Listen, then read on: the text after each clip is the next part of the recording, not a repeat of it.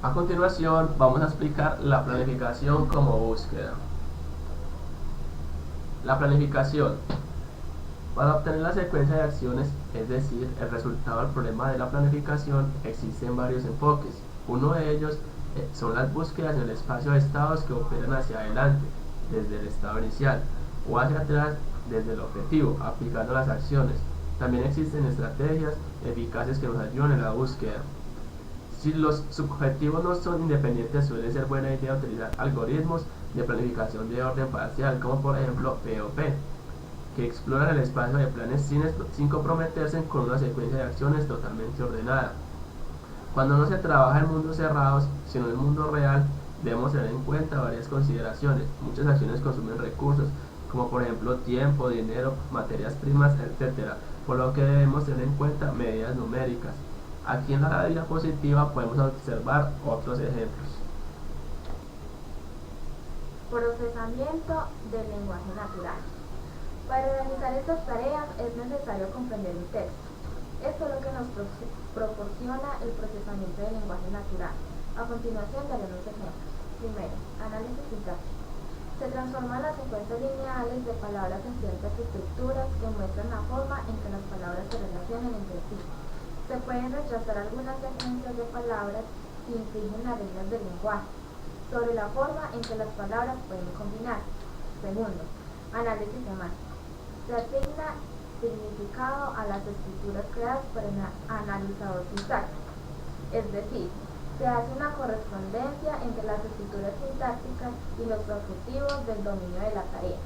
Tercero, integración del discurso. El significado de una frase individual puede depender de las frases precedentes y pueden influenciar el significado de las frases posteriores.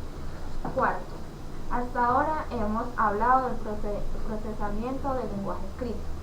Si quisiéramos realizar el procesamiento del lenguaje oral, necesitaríamos conocimiento adicional sobre fonología, así como suficiente información adicional para manejar las posibles ambigüedades que pueden surgir.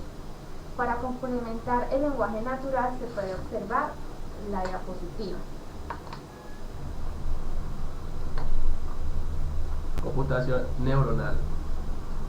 Si nuestra neurona no es más que un diodo con entradas ponderadas, entonces juntando unos diodos con otros en forma de red, hará el tipo de procesos que realizamos los humanos, como por ejemplo aprender. Es curioso que para aprender solo es necesaria una neurona, y el aprendizaje consiste en modificar el valor de los pesos, la importancia de cada entrada, aplicando un algoritmo a nuestro valor de salida. Pero en la práctica las redes neuronales artificiales no han creado en las máquinas comportamientos similares a los de las personas. Sin embargo, lo cierto es que los problemas que tradicionalmente son más complejos para las máquinas, como por ejemplo la visión artificial, el reconocimiento del habla, etc., se resuelven mejor utilizando redes neuronales que mediante otras perspectivas simbólicas. La programación pasa por elegir un número de neuronas, las conexiones entre las mismas, un número de salidas, un número de entradas y una configuración inicial de pesos. Después bastaría con alimentarla correctamente y si el aprendizaje es supervisado, darle la adecuada realimentación humana. Aproximaciones de la planificación automática. A continuación les diré las aproximaciones más relevantes. Primero, planificación en el espacio de estado. Y segundo, planificación en el espacio de planes. Primero, planificación en el espacio de estado. Como observamos en la imagen, miramos que cada nodo representa un estado del mundo. De ese mismo estado del mundo se define mediante un conjunto de predicados y variables, de tal modo que un plan es un camino dentro del espacio de estado.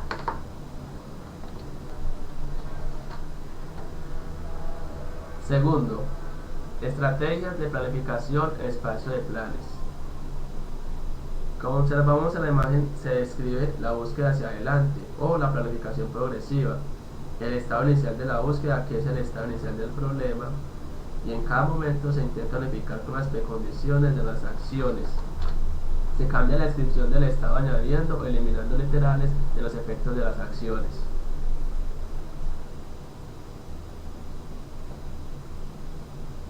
Estrategias de planificación. Búsqueda hacia atrás o planificación regresiva. Como observamos en la imagen, que es un estadio inicial de la búsqueda en el estado final del problema. En cada momento se intenta unificar con los efectos de las acciones. Los efectos positivos se eliminan de la descripción y de la misma manera se añaden los literales de las precondiciones, efectos que ya aparecen en la descripción actual. Y la búsqueda acaba cuando todas las precondiciones son satisfechas por el estado inicial del problema.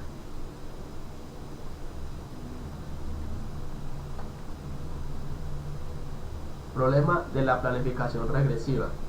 Como podemos observar en esta diapositiva, hay tres acciones A, B y C independientes. Una acción D que las ha de preceder siempre y que no hay ningún camino desde el sistema inicial al estado necesario, como vemos en D, que es la entrada. El algoritmo intenta todas las ordenaciones posibles de A, B y C antes de darse cuenta que no hay solución. Gracias por su amable atención.